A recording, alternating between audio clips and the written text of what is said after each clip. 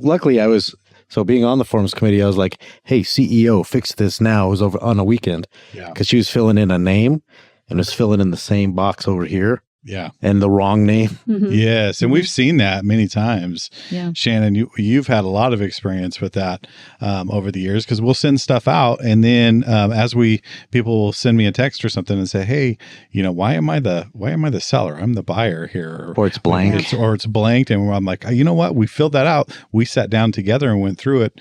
And now we send it off, thinking that it's correct. Mm-hmm. If they didn't check, they sign it and send it back, who knows? There's a liability there. Now, you started way back with me. Again, he's calling you old again. I started way back before you. You did, sir. So I threw myself under the bus on that. Way back with me and a little bit before me. Our contracts have evolved so much, Shannon. What is your take on the way we used to do business and how short those contracts were? Because back when I first started, it was about 6 pages. Now that's evolved to quite a bit more. You know what this means? They're the problem. That's right. Why is this long? Yeah. No, you know what? Should we go back to the more simple forms? I mean, give me your thoughts on the contracts that we Well, are in some using ways, today. it would be nice. It would be nice to get rid of a lot of.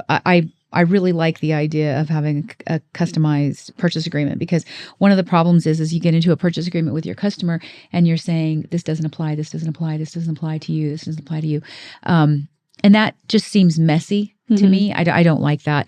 So I like them being a little bit shorter. But on the other side, I have seen over the years the problems that arise and why they keep putting things in them. They put every time they redo forms, it is to fix a problem that we've had. So now they are addressing an issue that's come up that they've recognized as liability to either a buyer, seller, or a broker.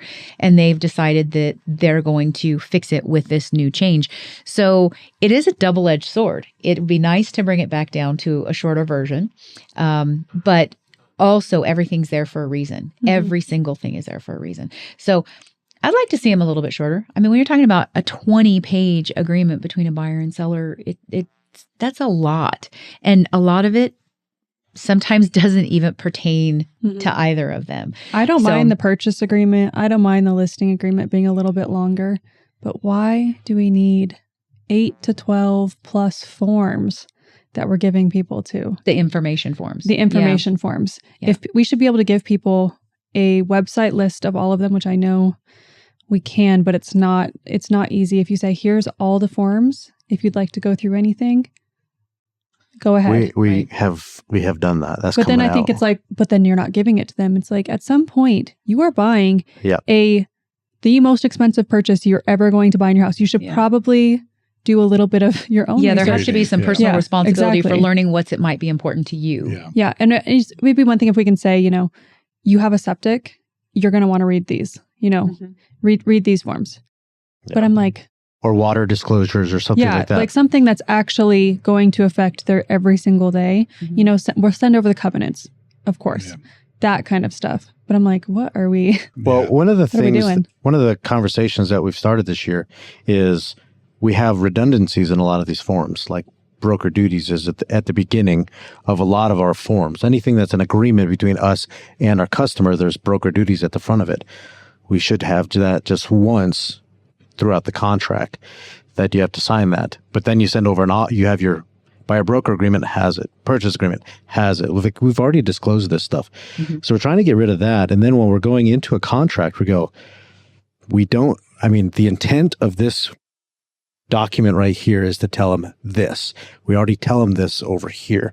Let's get rid of this one or get rid of it over here and make it an addendum or a information sheet. That's one thing the Colorado forms don't have is the broker duties at the front. They don't have that. Yeah, and the redundancy component, like you're saying, just saying the same thing over and over and over again is, it's maddening sometimes. When you get into it, and it's like the tax code. You're like, if you have this one here, then go see this form here. Yeah. And it throws you all over the place. And it's like, we really need to simplify this because if we can't get it, and then that's always the thing, we've got to go to the lowest common denominator, which is usually a new broker because they just know the ideology of real estate. But we've got to get it down to them so that there's some instructions right there for them. give them some more education. So we're trying to condense forms and enhance education. Yeah. I have a suggestion, Mr. Forms. Let's go back to the old property disclosures. You had so much information on there, like about the house, like actual pertinent information. So we have almost the exact same one in Colorado. It's the old one, like that we used to have. The adverse materials that we have now is very confusing because people don't know what to put. And also sometimes it's like, what kind of shingles do I have on my roof? What kind of, how big is my, hot water heater? You want that information to be able to easily see. And I think it's something that most buyers expect if they've bought a house, before the last 5 years. Yeah. Well, and for our audience to understand, what we're talking about is specifically a property disclosure form where when you sit down with a seller and you sign a listing contract, they want to sell their home. You also hand them a disclosure form and say, hey, this disclosure form you fill out and you let any potential buyer know what's wrong with your property or what may be wrong or what things have happened.